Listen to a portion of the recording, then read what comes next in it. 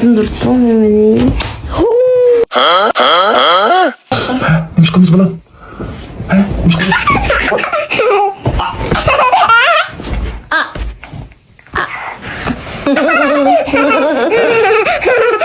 Sındırıp etmeye pıtığını ya. Sındırttın beni.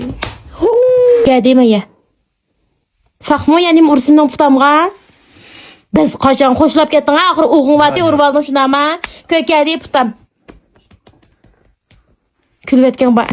Külvetken ba. Bak bek azatını gitme. Teptiz 50 köy yatıp hemen. Öyle kanda tutsan tut. Sen tukkan emellik yatmadan talağa çıkkın. Kim kılıp. Kımılap ketken ba. Putma bu ağır deyip putam. Nocarlığını bir. Urvalın var kısa urvaldın ha meni. Yüzünü ben vurvasan buldu. Uy. Ne mi yattım kırak? Kaşanlaşma. Neyse yasla bulmaydı o aç kalmaz.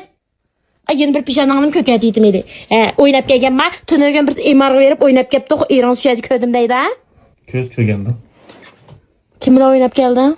Miran köketi işte bura ayak. Bak ne? Köpe onun adın. Köpe! Kim durat sen? Köpe! Köpe!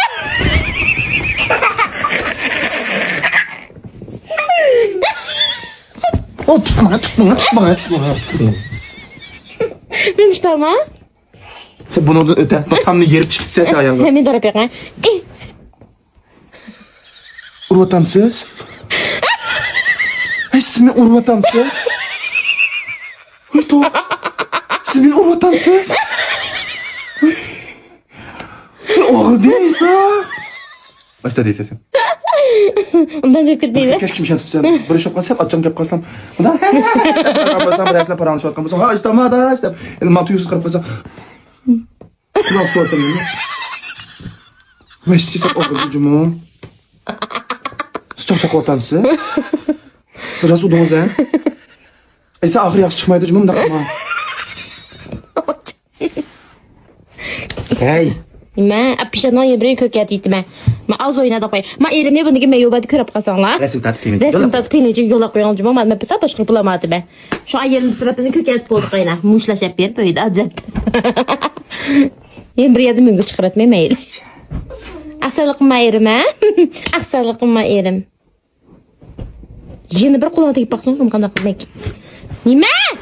Hasik. Çırayını ülkön satalaysaydın mı sen? Sen satmaysan ha. Mandak bu.